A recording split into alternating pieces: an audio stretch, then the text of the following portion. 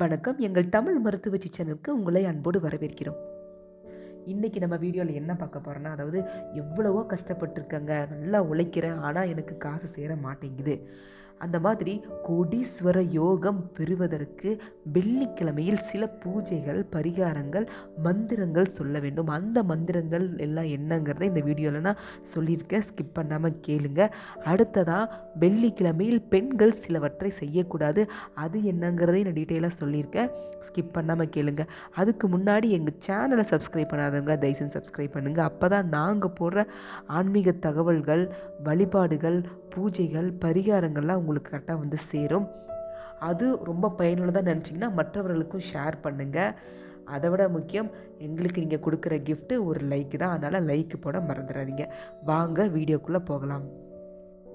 சில பேர் நினைப்பாங்க, நான் நல்லா உழைக்கிறேன், ஆனால் என் கையில் காசு நிற்க மாட்டேங்குதுங்க, என்னன்னே தெரியல, வர்ற காசெல்லாம் அப்படியே செலவழிச்சிட்டே போகுது அப்படின்னு சொல்லிட்டு நிறைய பேர் ஃபீல் பண்ணியிருப்பாங்க. அவங்க நான் வந்து கோடீஸ்வரனே ஆக முடியாதா, ஒரு லட்சாதிபதியே ஆக முடியாதா அப்படின்னு நிறைய பேர் உள்ளக்குள்ளே ஃபீல் பண்ணிகிட்டே இருப்பாங்க. அப்படி இருக்கிறவங்களுக்கு, அதாவது நான் சொல்கிறது என்னென்னா, ஒன்றே ஒன்று தாங்க, வேறு வழியே கிடையாது. நம்ம தெய்வத்தை வழிபடணும், கரெக்டாக வழிபடணும். அதுவும் சரியாக வழிபட்டால் மட்டுமே தான் நம்ம கடவுளின் அருள் வந்து நமக்கு கிடைக்கும். இதில் முக்கியமாக என்ன சொல்கிறேன்னா, தெய்வ வழிபாட்டிற்கு நாள் கிழமை கிடையாது என்றாலும் சில குறிப்பிட்ட கிழமைகள், திதி, நட்சத்திரம், நேரம் ஆகியவற்றில் செய்யும் வழிபாட்டிற்கு ஆற்றல் மிக அதிகம்.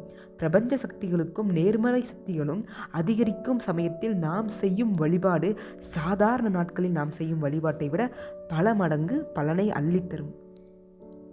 இந்த மாதிரி பூஜைகள், பரிகாரங்கள் செய்வதற்காகவே நம்மளுடைய முன்னோர்கள் நல்ல நல்ல நாட்களை, மங்களகரமான நாட்களை நமக்காக குறித்து வைத்துள்ளனர்.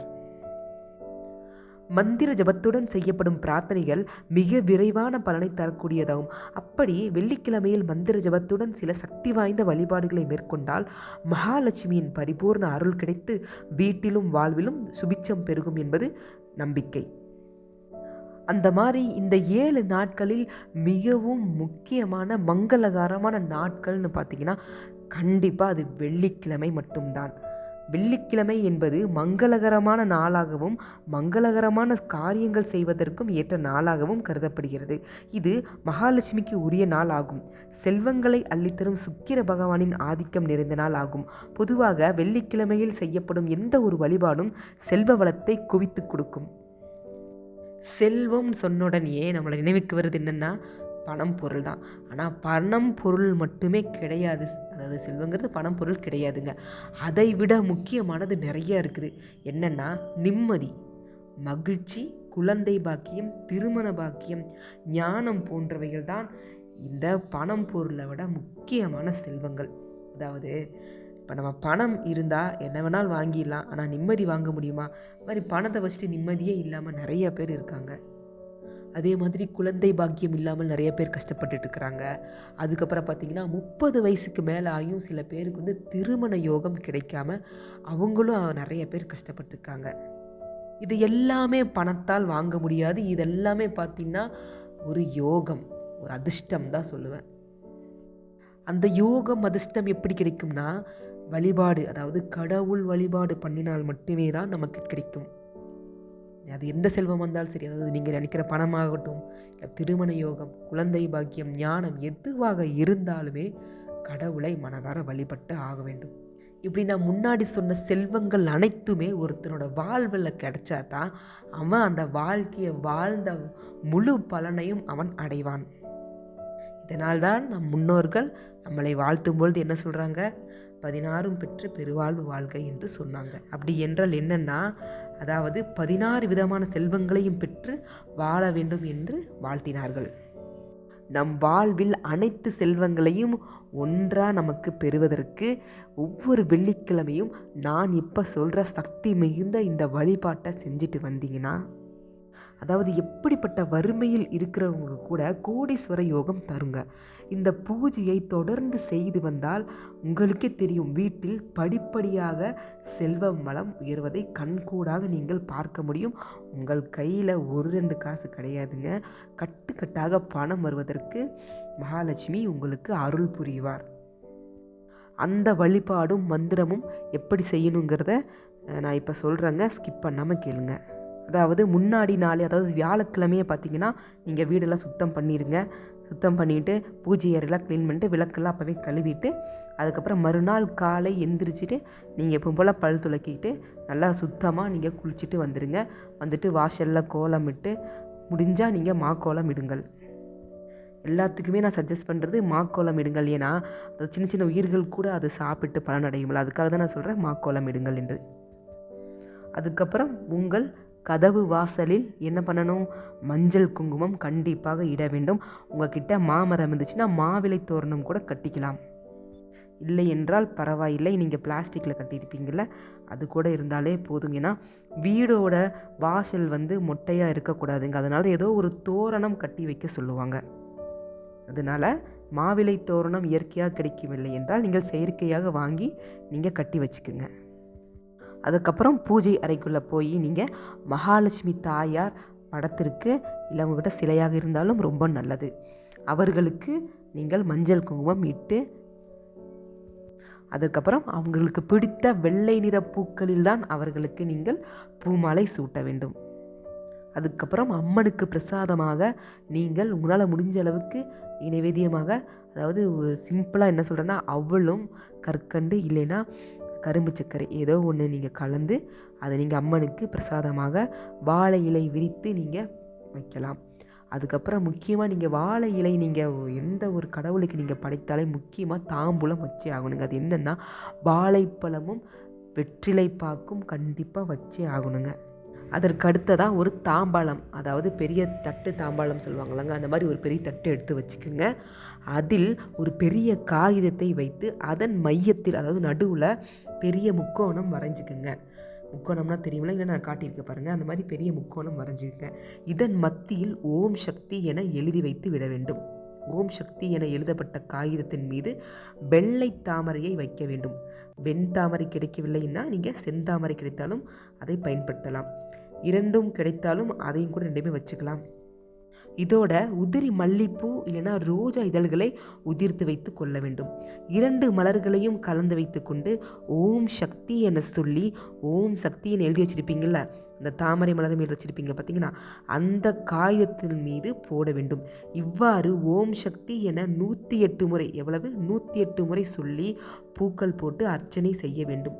பிறகு குங்குமத்தை எடுத்துக்கொள்ள வேண்டும். இது தாளம்பு குங்குமம் தான் ரொம்ப சிறப்புங்க.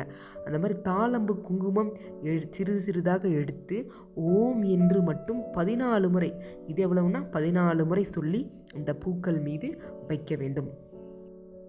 இதை தொடர்ந்து நம்முடைய வேண்டுதல் என்னவோ அல்லது உங்களுக்கு என்ன பிரச்சனை இருக்கோ அது நம்முடைய வாழ்க்கையிலேருந்து நீங்க வேண்டும் என்று, சுபகாரியங்கள் நமக்கு நடக்க வேண்டும் என்று, அதோடைய தடைகள், அதை வர்றதுக்கு தடைகள் என்னென்னவோ இருக்கோ அந்த தடைகள் எல்லாம் நீங்க வேண்டும் என்று, நமக்கு அனைத்து செல்வங்களும் அனைத்து வளங்களும் நமக்கு கிடைக்க வேண்டும் என்று உங்கள் குலதெய்வத்தையும் உங்களுடைய இஷ்ட தெய்வத்தையும் பராசக்தியையும் வேண்டிக் கொள்ள வேண்டும்.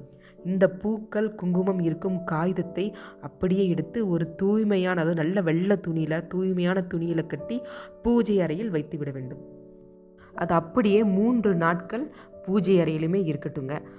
அதற்கு பிறகு அவற்றை எடுத்து, அதாவது ஓடும் நீரில், ஆற்றிலோ அல்லது நீர்நிலைகளிலோ, அப்படி கிடைக்கலங்க எனக்கு எந்த ஒரு பக்கத்தில் எந்த நீர்நிலைகளும் இல்லைன்னா கால்படாத இடத்திற்கு நீங்கள் அதை கொண்டு சேர்க்க வேண்டும்.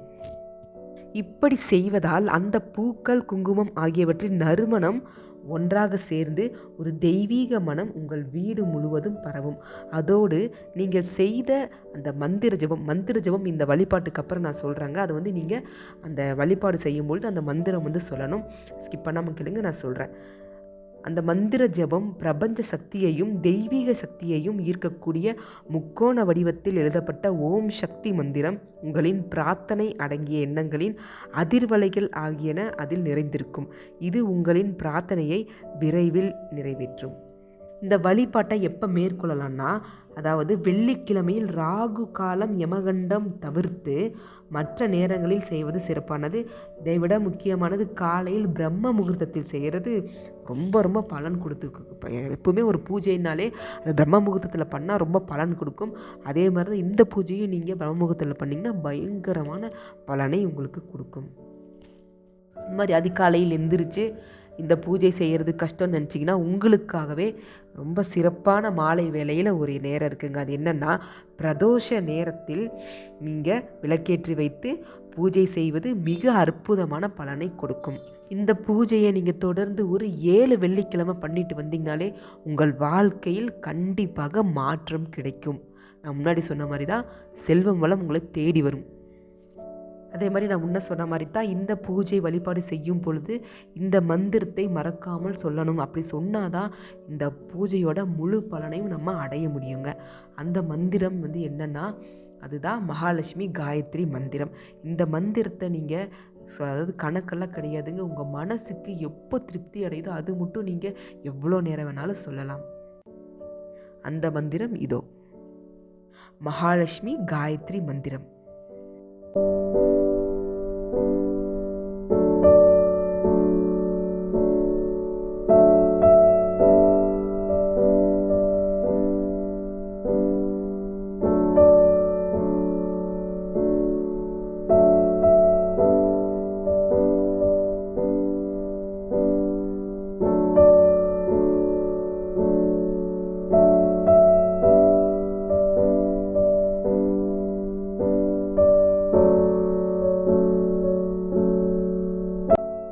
இதுதாங்க இந்த கோடீஸ்வர யோகம் தரும் வழிபாடும் பூஜையும் மந்திரமும்.